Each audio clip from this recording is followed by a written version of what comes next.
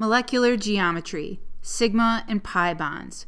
In this tutorial, we will be going over what is a sigma bond, what is a pi bond, an example with ethene, C2H4, and an example with ethyne, C2H2, and then some practice at the end. Sigma and pi bonds.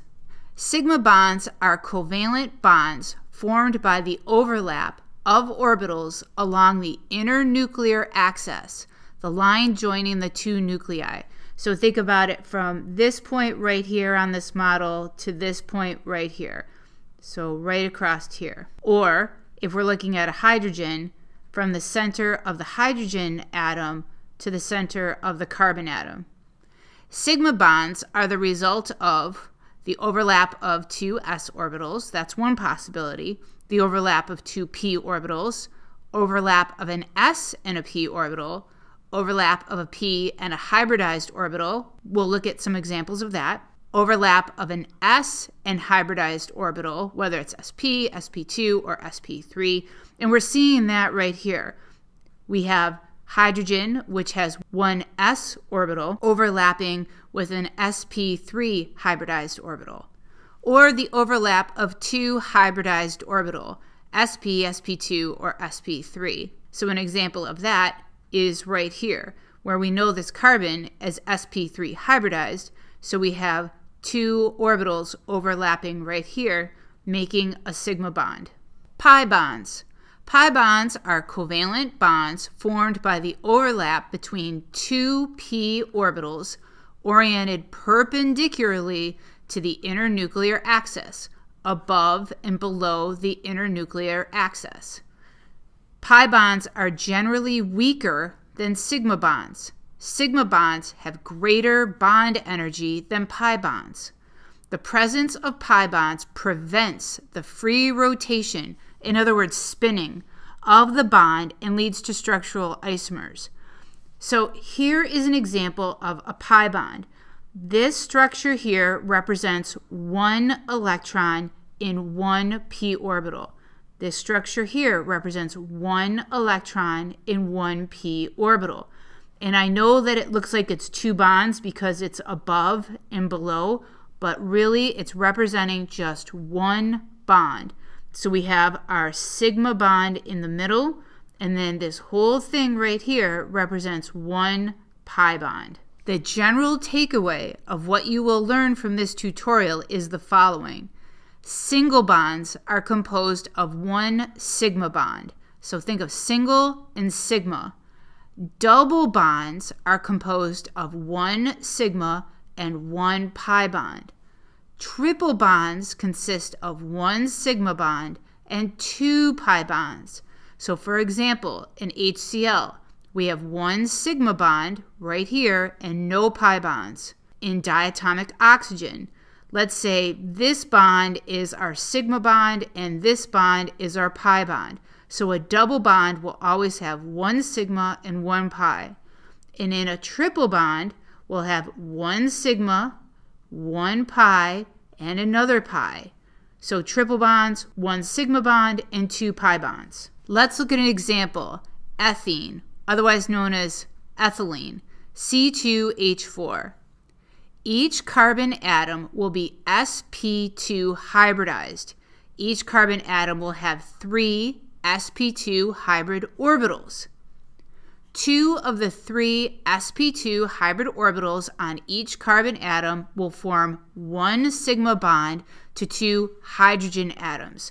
So think about this as, okay, this is what's bonding to the hydrogens.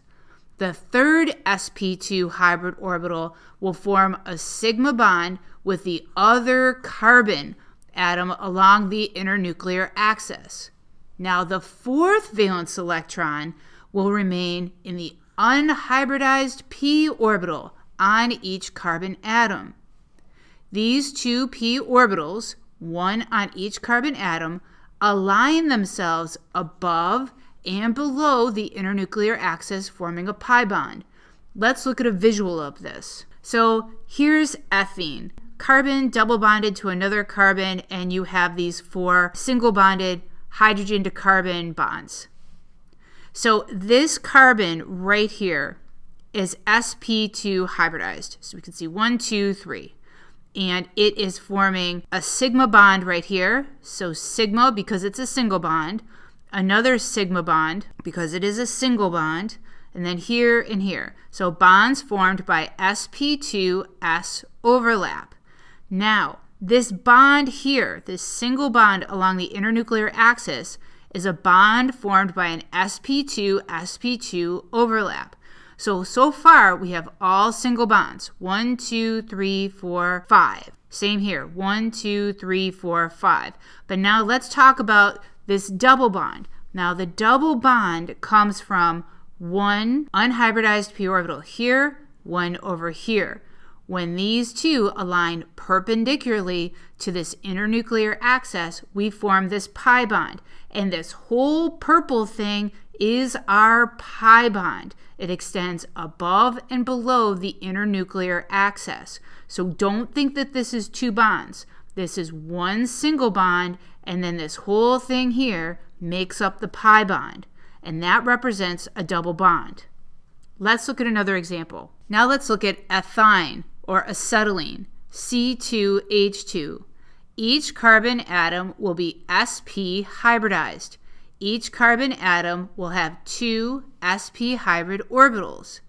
One of the two sp hybrid orbitals on each carbon atom will form one sigma bond with one hydrogen atom, which we see right here and right here.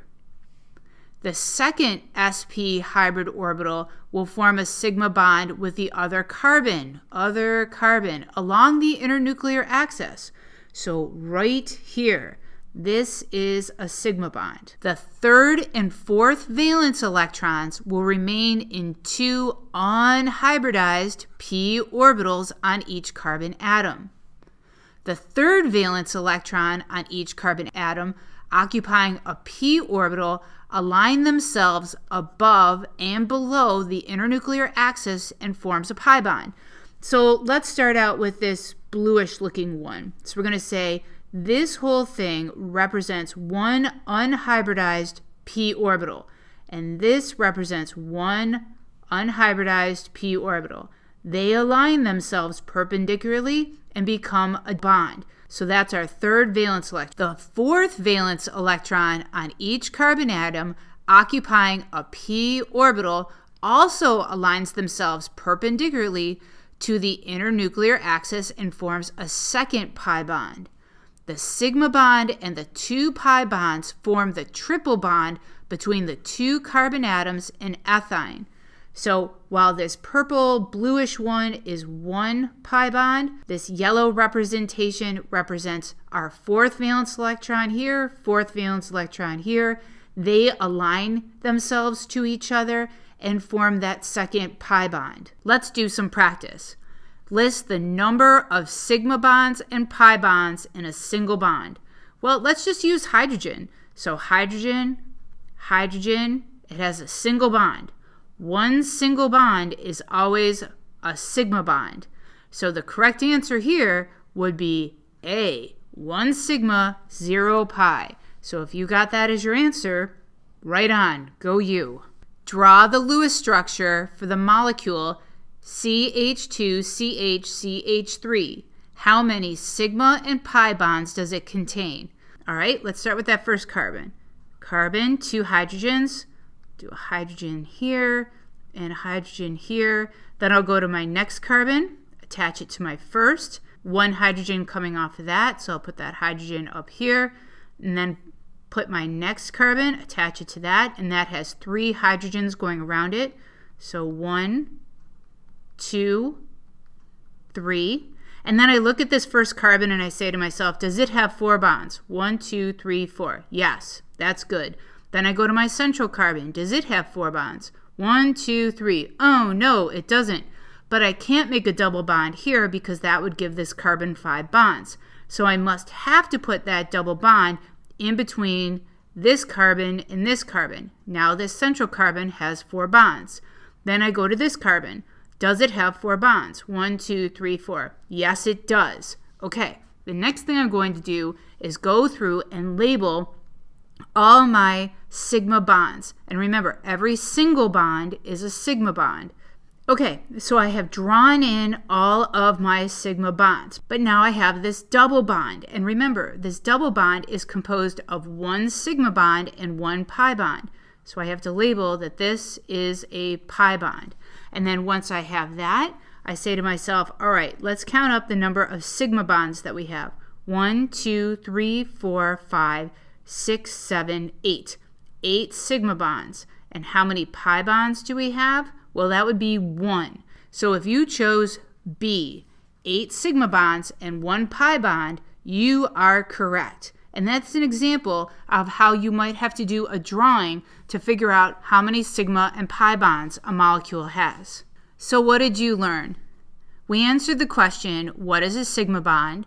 What is a pi bond? We looked at an example that involved ethene, C2H4, and then looked at an example of ethyne, C2H2, and then we did a little practice at the end. Need more help? Feel free to contact me. Have a great day.